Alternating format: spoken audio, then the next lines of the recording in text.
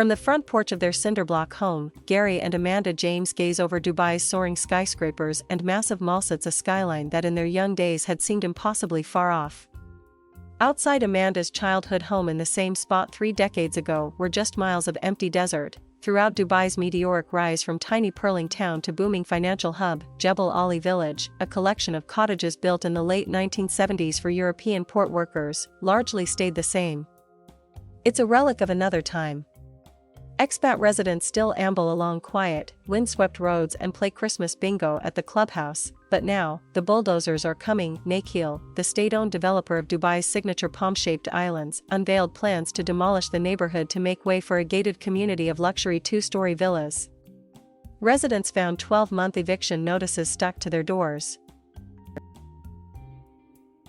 "We're just gutted," said Amanda James, 53, whose British father first moved the family to the village in 1984. "I arrived here during the Iran-Iraq War. I stayed through both Gulf Wars. We've had 3 generations. There's a history of people growing up, meeting each other, having their families right here." In response to a request for comment, Nakheel said it informed residents of its plans and complied with legal requirements. "We recognize Jebel Ali Village's importance to Dubai's history and its residents and, for this reason, have taken the decision to redevelop the community to preserve and enhance its longevity for many more generations to come," the company said, arguing that the planned pools, parks, sports courts and bike trails would bring residents together in new ways. As oil boomed in the 1970s, American and European employees of international oil conglomerates, lured by generous cost of living allowances, descended on the dusty towns of the Persian Gulf. Expats settled with their families in well-guarded communities across the region, transforming outposts like Saudi Arabian oil company compounds into meticulously landscaped replicas of California suburbia. Dubai didn't have much oil, but used what it had to build Jebel Ali, the region's first major shipping hub and dry dock. Dutch and British port workers moved into houses made from concrete breeze blocks. As the neighborhood grew, a school sprouted up. So did horse stables, a pool and clubhouse where residents gathered to swap stories over brunches and beers. "That sense of community is quite unique to this place," said Donna Dickinson, a 40-year-old from Norfolk, England, who spent her teenage years in the village and moved back with her family last year to replicate for my children the childhood that I had. Residents recalled the city's rapid changes that climaxed in 2002, when Dubai's ruler allowed foreigners to buy property in areas of the emirate. That unleashed a real estate frenzy fueled by speculators. Extravagant housing developments, sprawling golf courses, luxury resorts, elaborate water parks and gigantic shopping malls crammed into the land around the James home. Over time, the coral stone homes of the Emirates rulers along the Dubai Creek were gutted and leveled. A lot of the history was demolished and replaced, said Todd Rice, the author of Showpiece City, How Architecture Made Dubai, rattling off razed treasures. Change is inevitable for a city always trying to meet market demands. But there are still places of culture and places where we understand our history. Nakheel announced plans to revamp Jebel Ali Village and evicted residents ahead of demolition. But the real estate bubble burst in 2008. The company, struggling with billions of dollars in debt, abandoned its vision for the site. As Dubai's property prices plunged and oil-rich Abu Dhabi rescued the emirate from default, village homes sat empty.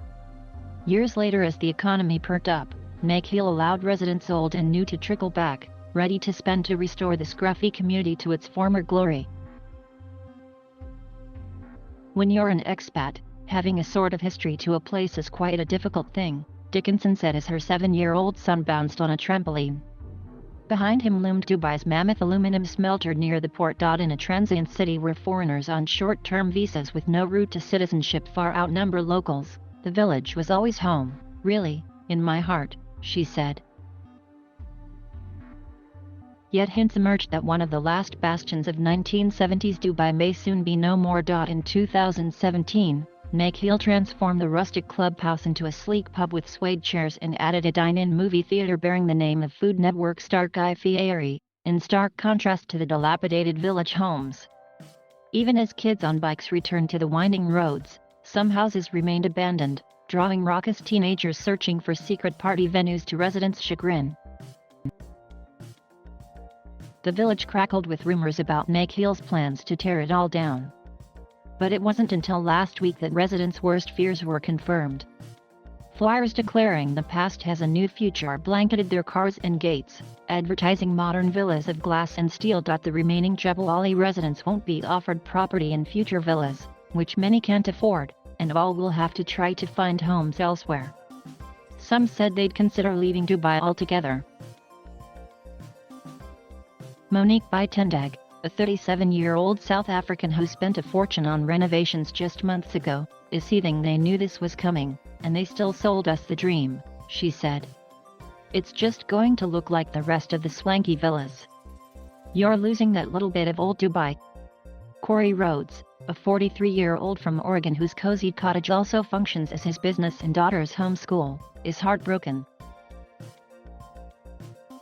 The emotional feeling you get from living here, you're just not going to get it anywhere else, he said grimly. Amanda James has felt the whiplash before. Reflecting on the stubborn allure of the old village, she wonders if Dubai may lose more than it gains. My hope is that young people today don't think Dubai is Disneyland, because it's not, she said, staring out across the city's tapering towers illuminated in the haze. It had so much depth.